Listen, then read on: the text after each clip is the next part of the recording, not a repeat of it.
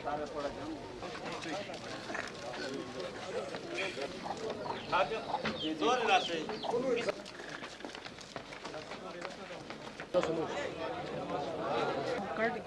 دینا اسلم صاحب لکھا ہوا ہے نا ٹھیک ہے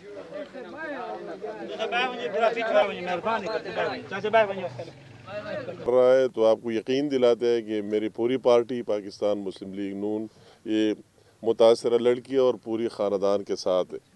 مجھے اس پر بہت دکھ ہوا. کبھی سنا ہی نہیں ہے اور نہ دیکھنے میں آئے کہ اس طرح ظلم بھی ہو سکتے ہیں اور اس طرح بربریت بھی ہو سکتا ہے.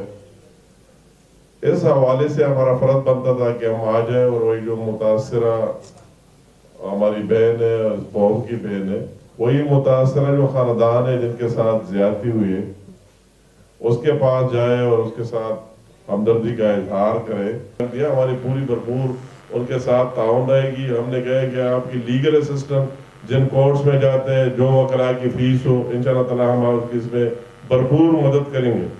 دوسروں کے لیے کیا بات کرتے ہیں اور خود کیا کرتے ہیں, دوسروں پر کس طرح تنقید کرتے ہیں, اچھالتے ہیں یہ نہیں کیا وہ نہیں کیا, اور خود آپ کیا کر رہے ہیں. اس ڈبل سٹینڈرڈ کے مالک اس کو تو میرے خیال میں مزید بات ہی نہیں کر لینے چاہیے. ڈی اے خان کی واقعے کے بعد اس سے پہلے بھی کئی واقعات ہوئے مردان یونیورسٹی میں فلاں تو اس نے کہا کون سے پر ایکشن لیا اور کون سے پر اس نے اس کو واقعی اتنا تو اس کو کہنا چاہیے تھا نا کہ خود یہاں آ کے کہ واقعی ظلم ہوا ہے.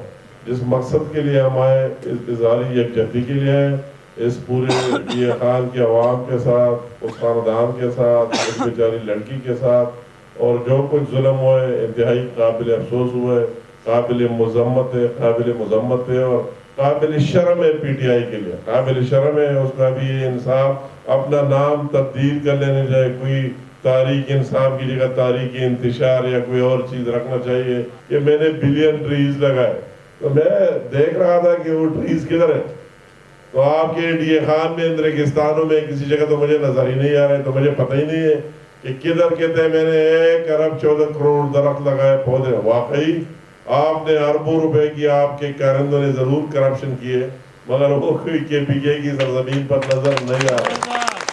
میں جب عمران خان کی تقریر سنتا ہوں کبھی کبھی میں سوچتا کہ میں خواب دیکھ رہا ہوں, کبھی کبھی میں دیکھتا ہوں کہ یہ کوئی دوسرا کے پی کے ہے. ایک کے پی کے تو جس میں ہم لوگ رہ رہے ہیں یہ تو وہی کے پی کے ہے ہی نہیں.